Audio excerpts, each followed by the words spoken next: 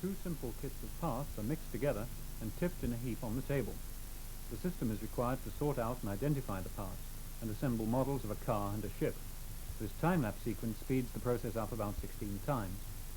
The system explores the table with two TV cameras, one looking obliquely down from the far side for roughly locating objects, and one overhead looking vertically down for identifying them. For example, the car body is just visible at one edge of the oblique camera's picture. The program moves it into full view, locates it, and then moves it under the overhead camera for identification. Similarly, the axle, which was noticed earlier, is located and identified. When exploration is complete, the recognized parts are laid out prior to assembly. Mistakes and fumbles like this will be coped with by the system. It continues by picking up the car body and placing it in a pre-designated position and orientation. The axle is similarly picked up and laid out. The system will work first on the car, so any parts of the ship, such as this mast, are placed out of the way. The wheel that gave trouble earlier is treated as a suspect object and is moved to a clear part of the table for re-examination. Another attempt is made to pick up the wheel, this time successfully, and it's laid out. The peg which got in the way has not yet been noticed. Deciding that no more identified parts can be put away, the system tackles the large heap. It does not try to identify constituent parts, but simply looks for something sticking out it can grab hold of. In this case, it can pull off a wheel, and then looks to see what's happened to the heap. It does not know what it's holding, so a suitable empty space is chosen and checked visually. This time the peg is spotted where empty space was expected. The peg is identified, and a new place is chosen and checked. The wheel is put down, located, identified, and then laid out. The peg, being part of the ship, is put in a vacant space on one side, back to the big heap. The system once more looks for a suitable projection to grab, and checks visually that there is space for the hands to get hold of it. The ship's superstructure is pulled off, and the remains of the heap examined. Several pictures are necessary because of the size of the heap. The superstructure is put down in an empty space for identification. Parts are identified by examining the shape of their outline and the size, shape, and position of their visible holes. The superstructure is part of the ship, so it too is placed on one side out of the way. Returning to the heap, the ship's hull appears to be a suitable projection to grab with plenty of room for the hands. An attempt is made to pull it off, but it slips out of the hands.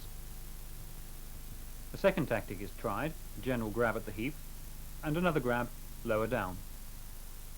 As a last resort, after selecting the best direction, the hand is ploughed through the heap to divide it in two.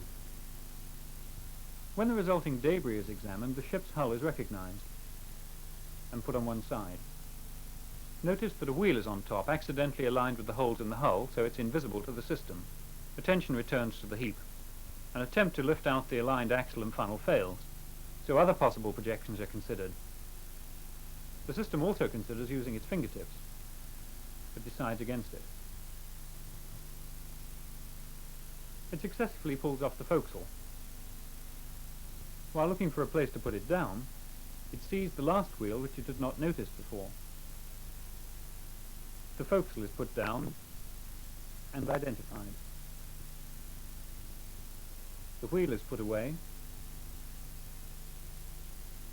and the forecastle is discarded. The small heap of two rods is investigated, and a general grab lifts the second car axle. The remaining funnel is located and identified. The axle is put down, identified, and then laid out. The funnel is discarded. All the car parts have been found except for the wheel on the hull. The system searches the table but cannot see the wheel. It calls for help.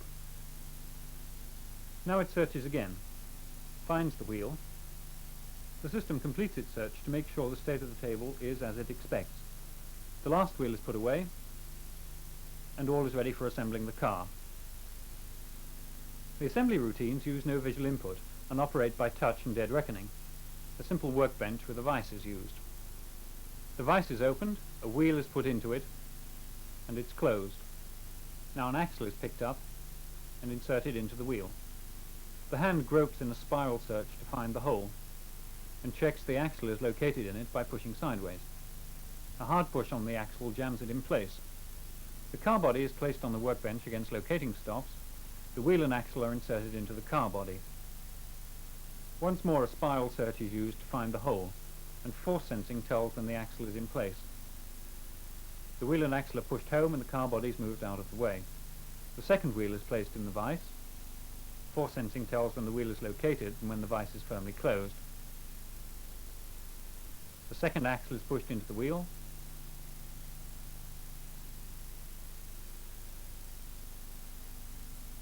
The car body is replaced and the second wheel and axle inserted.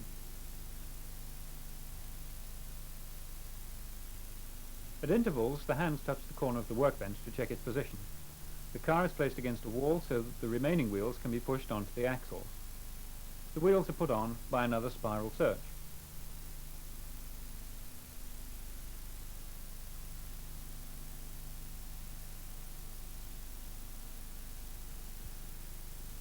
The car complete, the parts of the ship are laid out. First the mast and the peg. The superstructure was upside down. It's turned over, but not recognized. So the hull, the forecastle, and the funnel are put away. Returning to the superstructure, it's recognized this time and put away in the correct orientation. The car can now be turned over. 2 stages are needed because the wheels stick out. The ship's mast and funnel have to be distinguished by touch since they are too similar for visual discrimination. The ship assembly begins with the hull placed on the workbench. A locating peg is inserted by feel. Then the funnel.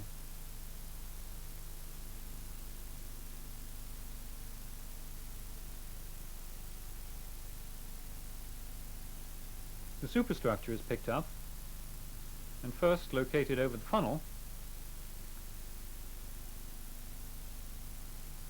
then over the peg, and a firm push drives it home.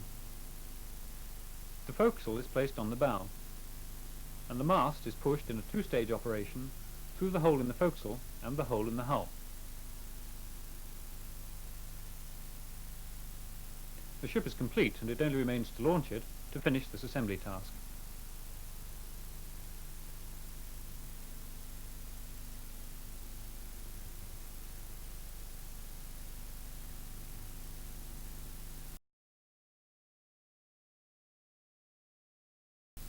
Having chosen the kit of parts to be assembled, there follow 2 distinct phases of activity, a teaching phase and then the action phase we've just seen. In the teaching phase, the system is trained and programmed interactively. It is first shown how to recognize the parts. A part is placed under the overhead camera and its name and state are typed into the computer, in this case, car body on right side. The system takes a coarse picture, then a detailed picture, and then analyzes the outline into corners and straight or curved sides. The system must be shown how to pick up the parts and where to put them. Commands are typed in to move the hands into the correct position for grasping, which the system remembers. Similarly, the correct orientation and destination of the part are remembered. The assembly process is programmed interactively. The programmer writes a subroutine in terms of basic movements and simple operations that involve force sensing. He does this by trying the steps out and editing his subroutine to modify and extend it. The force sensing operations are move in a particular direction until a force is encountered, which is used for example in closing the vise, and search in a spiral to fit one object into another. For each of these, starting positions must be specified, and they're found by experiment and measurement.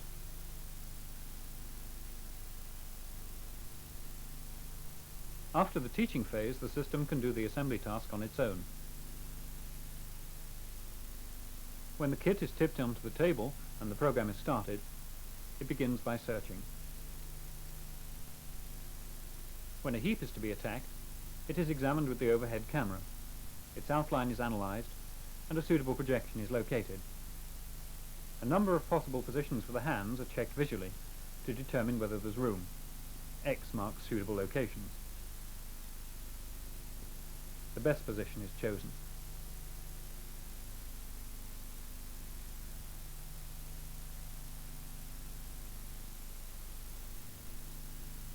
The hands are lowered cautiously, feeling for obstructions.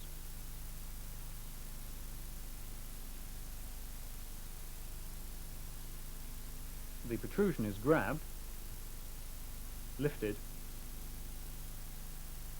and shaken in case something is on top. Only things pulled from a heap are shaken.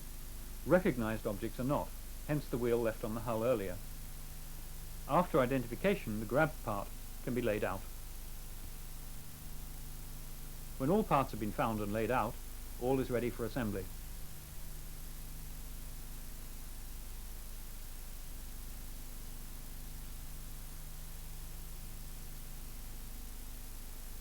Now we shall see the details of the search for fitting one part into another.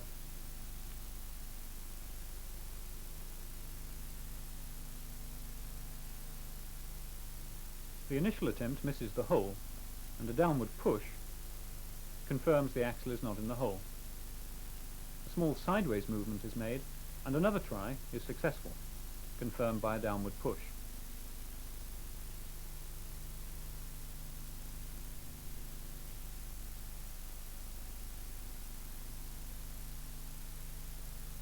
The axle can be pushed home until the wheel hits the car body. The second wheel is fitted onto the other end of the axle by a similar process.